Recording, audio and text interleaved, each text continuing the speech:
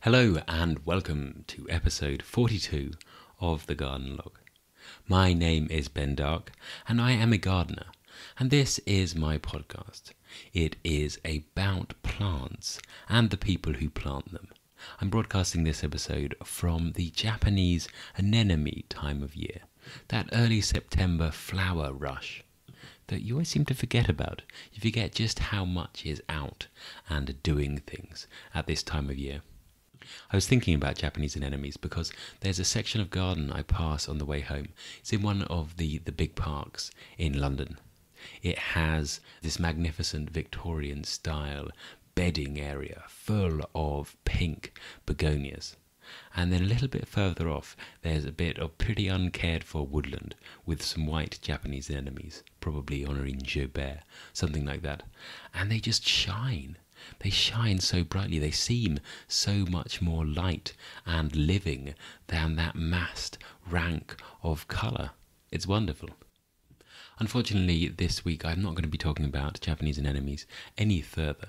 Instead, I am talking about propagating at the wrong time of year, but propagating by softwood cutting. I'm talking about weeding out oxalis, and I am also talking about the distinctive smells of autumn. I don't know if it's autumn while you're listening to this. You might not be in an autumny hemisphere, and you might be listening out of sync, but certainly where I am, there are lots of autumn smells. It was a good week in the garden, and I'd like you to hear all about it. So without further ado, let's get on with the week in gardening.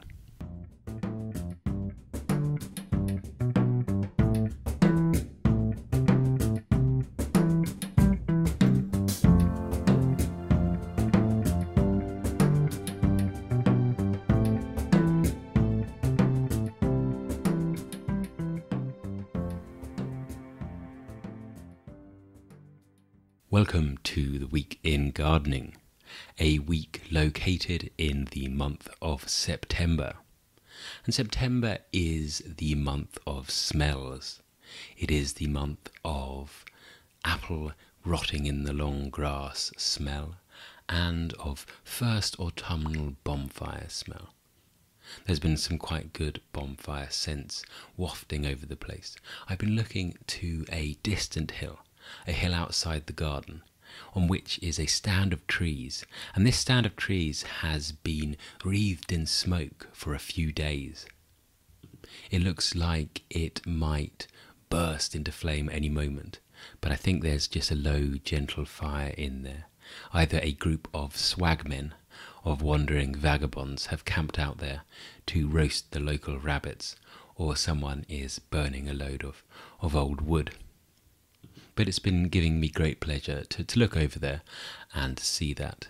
It makes me wish, I was looking at a cloud formation on one of the boundaries to the garden that looked like some distant grey mountains, and thinking how wonderful it must be to garden in the shadow of some really imposing hills, and to be able to look up at any time and see weather descending upon them, the crags being hidden, to see snow inching down there towards you, and likewise to see the snow receding as spring comes along. I think it's one of the things, unfortunately, I will not be able to change about this garden. No matter how hard I try, it will never have a mountain view. Anyway, the other smell is a wet earth smell, that rich brown smell of 3 days of rain in a row and of fungal happenings. The smell of decay, which I suppose the smell of apples in the long grass and of autumn bonfires are symptomatic of as well. I think that this is the month of decay, which gives it its special glamour and poetry. There is something moving about a thing that has passed its glory days, be it a building, a garden, or a person. For me, September doesn't summon those very common feelings of back to school, of to-do lists and new pencil cases. It summons an air of decadent decay, which is altogether more fitting. Having said which, although it is a month of damp lassitude. I find it very easy in September to fall into periods of doing nothing in particular, almost waiting for the autumn leaves to fall. And I shouldn't do that because it's a great month for work. It's a great month for doing big projects involving messing about with the soil. The ground structure is not yet too wet and sloppy, but it is still manageable. It is soft and pliant and biddable. This is a month for getting out spades and digging holes and laying paths and heaving great amounts of stone around the place. It's also great because you get those cold mornings, and there's nothing better than a really, really chilly morning in the garden where you have a cup of tea to steel your nerves and then head out there with a pickaxe, and then in 20 minutes' time you're absolutely steaming and all of the clothes have come off and you're swinging round this tool with great abandon. It's great. And you warm up, but without that sapping, fatiguing warmth of high summer.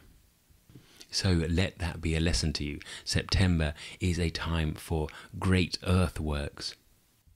I have singularly failed to take my own advice this week. Instead, I filled the week with little bits and pieces, of which I shall tell you now. On Monday, I tended to the orchids. You might remember me mentioning this poor collection of orchids earlier in the year, an abandoned assembly of gifted plants that have been left on windowsills to gather dust and slowly decay. I've taken them into my care. They're mainly Phalaenopsis and Dendrobiums. In fact, they're entirely Phalaenopsis and Dendrobiums. And I took them out for a summer holiday in a cold frame at the end of a hedge-lined avenue.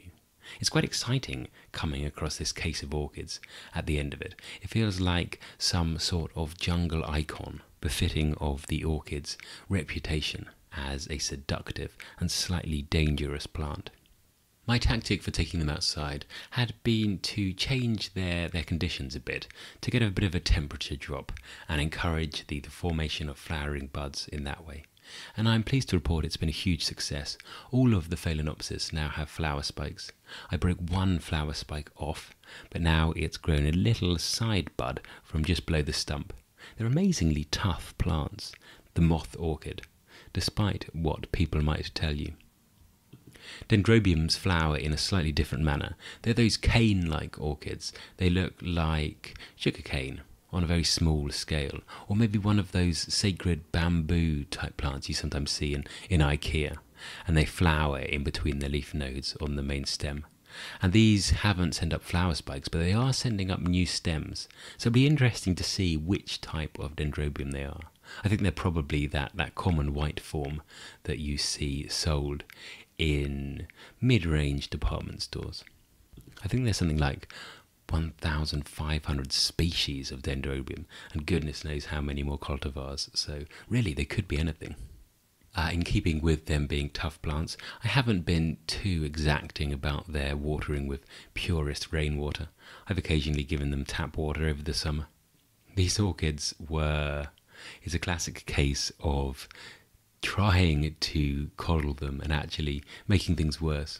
So they had been watered prior to coming into my care entirely with the finest mineral water to avoid tap water. And this is actually not quite right, because the things in tap water that they don't like are the minerals. They're okay with fluoride and chlorine. It's the build-up of mineral salts that kills them.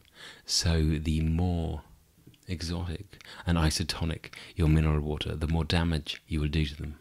What I tend to give them is bits of water I find in the bottom of wheelbarrows. Anyway, on Monday I tended the orchids and fiddled around with some plants in the borders. The borders are looking great. The late summer plants are brilliant this year. I think it's that blasting heat we had for 2 months. It certainly shortened the flowering life of quite a few of the midsummer plants. But for those plants that hadn't yet set their buds, that were just soaking up the energy, for the dahlias, for the asters, it's given them a remarkable boost. I don't think I've seen a year quite as good. So a big round of applause for the abnormal weather conditions. On Tuesday, I turned my attention to the year to come. And in the year to come, I will want to grow plants, as I do most years. And I want to grow them for free. So I took some cuttings. I took some dahlia cuttings, and I took some cuttings of Melianthus. And Melianthus is a great plant. Most of you probably know it, but I'm sure some of you don't. So I'll give a little description. It's a serrated, great big leaf in a glaucous kind of blue. They do have red flowers, but we're not growing them for that. We're growing them for the architectural quality of the leaf. I think that had these been introduced to European gardening in the times of the Romans, it would be the Melianthus leaf that adorned the top of Corinthian pillars, not the acanthus leaf, because they do a similar job, but better. They're actually a little shrub, but most people here cut them to the ground and let them grow again, or let the frost cut them to the ground for them. With both the dahlia and the Melianthus, I took plump little side shoots without any flower buds. I took them off with a super sharp knife, that knife with which I sliced my hand open last week, and sliced them off just below a leaf and stuck them into a potting medium. And I decided to experiment with the potting mediums this time round. So some of them are mixtures of seed compost and vermiculite, some of them are mixtures of homemade compost and vermiculite, some of them the same but with perlite instead of vermiculite, and some of them rooting just in water, some in a sort of grit mixture. It's the sense of fun, it's a spirit of adventure. We're going to find out what works best in our particular greenhouse with our particular plants. Purists will probably note that it's not really the recommended time for taking either of these type of softwood cuttings. Dahlias you'd take much earlier in the year, when they're really just a few inches out from the tuber, and Melianthus maybe in early to midsummer. But these shoots, they looked so plump and inviting and full of growth and vigour and hormones. It's hormones that encourage those leaf nodes to send out little root budlets. And these looked very hormonal. So I thought, well, we'll give it a go. I think if you take an optimistic attitude towards plants, they will often do your bidding at the very strangest time of the year. And no doubt, most of these cuttings will fail, and fail horribly. By next week they'll probably be flopping over the side of their pots, like sailors passed out over the gunwales of a ship. But for now they're alive, and the death is part of it. That flip a coin between life and death. If they were guaranteed to be successful, then it would just be another routine job. It would be like edging the lawn, something that is done on this particular day with this guaranteed outcome. And we don't want that. We want chance. I will, of course, keep you updated. Regular updates from the dahlias and the Melianthus. Maybe I should set up a scheme, sponsor a Melianthus, and get a personalised letter from it when it gets its first root. I could rub the Melianthus leaf against the page so that you could smell it as you opened your Melianthus letter. Melianthus, talking of September smells, it smells pretty bad. If you've ever rubbed it, you'll know it smells like burnt rubber. I think in South Africa they call it the don't touch me plant, because no one wants their fingers smelling of car tyres. So that was Tuesday, a bit of gardening for posterity, a gift to the Ben Dark of 2019. And pity the Ben Dark of 2018, for on Wednesday he had to go to work in the dark for the very first time. It was one of those days that starts with a low, hung-over cap of cloud sitting upon the earth. I left the house in pitch black with my bicycle lights twinkling, and I cycled off to the station, and I got on the train, and I chugged out of London, all the time expecting light to come flooding onto our land, but it never did. This sulky sky kept itself hugging the ground. And on the station, the commuters going into London were illuminated in little light puddles, and they had scarves on and hats on. It could have been November. Did I sleep that long? It wasn't November, it was September, and I got to the garden and did some September kind of jobs. I picked up a lot of those apples from the long grass. Our neighbour used to give us lots of apples when I was growing up. He'd hand them over the fence, and he would only ever give the windfall apples, really manky old windfall apples, with about 2/3 of them brown mush and 1/3 of them apple. And I spent lots of time as a child helping to make apple crumbles, which was mainly dissecting these apples and cutting away the few centimetres of good apple to be used in the pudding. So as an adult and as a gardener, it's remarkable to see that actually people do generally pick apples from the tree, and those that fall rotten onto the ground are ushered away somewhere. The windfall apples that fall into the ground in this garden tend to go onto the compost heap. I like to smash the apples before putting them on the heap, as I think this helps them to rot down faster. And I've developed this incredibly good technique of dropping the apple from waist height and then bringing my foot up in a little circle and joining the apple on its downward trajectory just above it, so that my foot hits the apple as it hits this stone on the edge of the compost heap, and it all explodes and I kick the lot of it in. It's almost balletic now, but also covered in apple pulp and brown mush. I'm probably the only gardener looking forward to the leaf fall and all of the leaves to be swept up, because the compost heap is in need of some more brown matter. With all this apple stuff going into it and all of the grass over the summer, it needs some nice dry beech leaves to get the balance back in check again. So come friendly leaves and fall on me. So that was Wednesday. Some general tidying up as well. Moved some viola from where they were hiding beneath some yew pyramids into a less formal area of the garden where they can frolic away on the edge of some woodland. It got light eventually, and the day ended on a blaze of colour. That hillside that I had seen with the smoke illuminated by the sun's rays. Oh, autumn, you do tease us so. On Thursday I carried on with some hedge clipping. Those of you who would like to hear about hedge clipping with petrol hedge trimmers can listen to last week's episode. I won't go through the whole thing again. I got it finished though, you'll be pleased to hear. And hedge trimming has a finish. Unlike many jobs in the garden, there is a definite start and a definite end.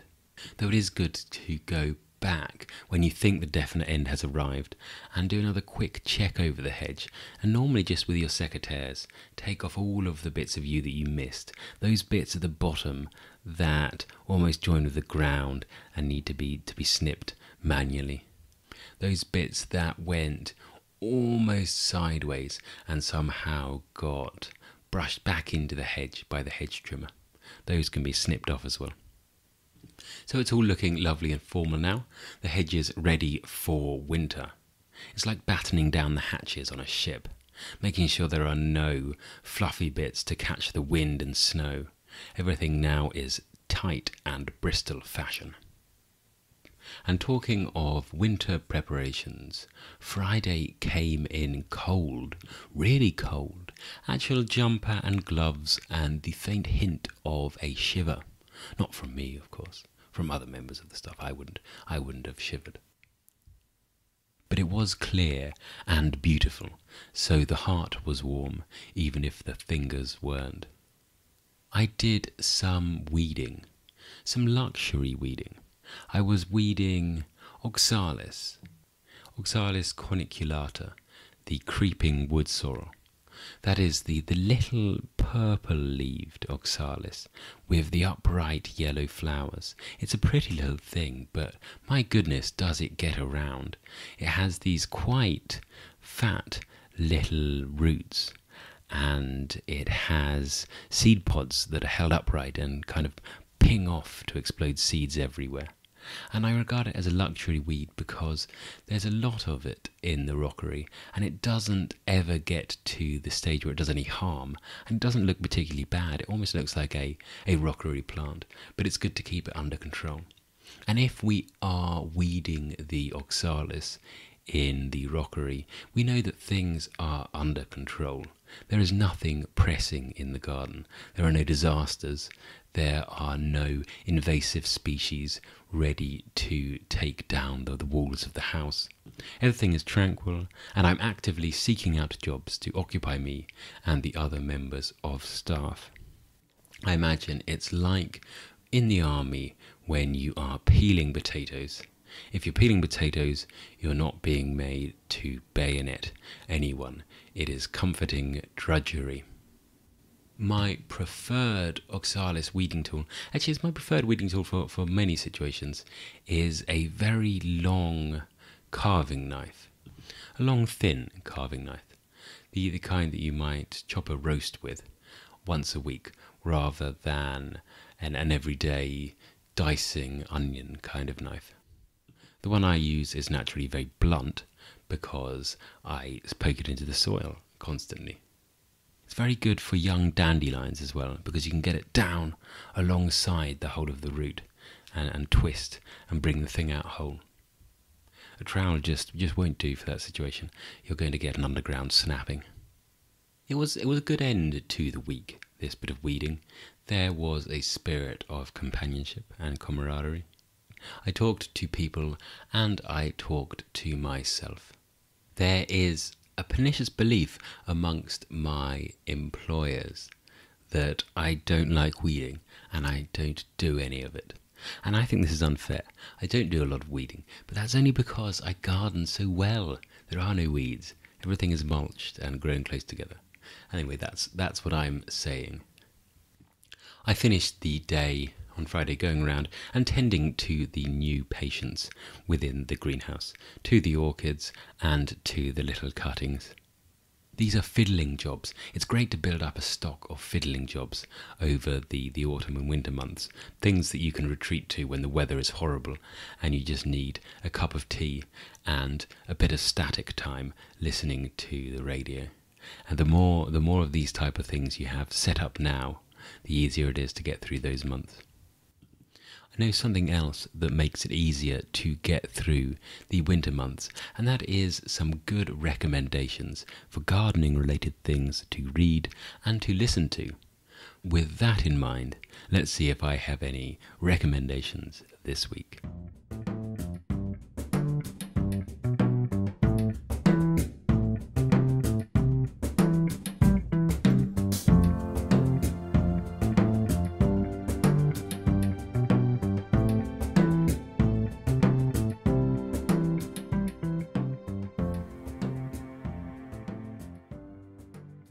Something to listen to and something to read this week.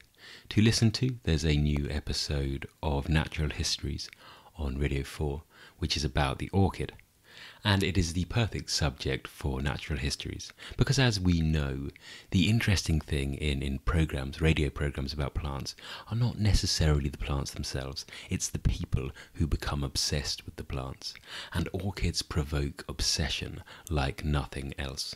Here we talk to some prime obsessives who wax orchidaisical about the seductive merits of their favoured plant. They touch briefly on orchids in art. So they talk about George O'Keeffe, and they talk about that wonderful H.G. Wells horror story about the orchid. They don't go into my favourite fictional orchid grower, who is of course Nero Wolfe, Rex Stout's corpulent Montenegrin armchair detective who keeps 10,000 orchids in his New York brownstone. Perhaps that should be a recommendation for another week. We'll do a detective fiction special for Christmas. The book I have been reading this week is altogether completely different. It's an account of a life in gardening and a life with one particular garden. It is A Time to Plant by Hugh Cavendish.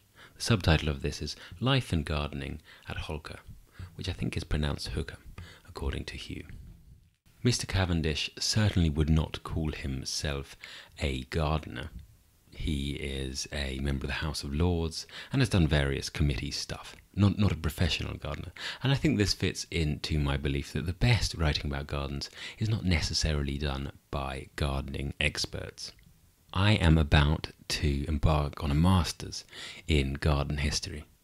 In fact, I start at the end of this month. And one of the things I enjoy most about this book is his utter disdain for garden historians. Everyone else in this is treated with such generosity of spirit, apart from garden historians. I quite like this passage. I can offer very little to the student who seeks to read every chapter of Hooker's garden history. First, the records quite simply don't exist, and second, the subject bores me.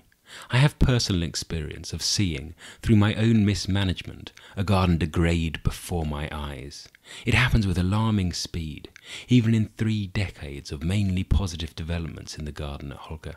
Some periods have been far happier than others. Knowing that there was a bit of a border here and something of a rockery there really adds very little and inspires not at all. He's obviously on one of his panels. I think he sat on the board of the National Trust at one point. He's had a run-in with some very officious garden historian. I have to say that I agree with most of the sentiments expressed in this book.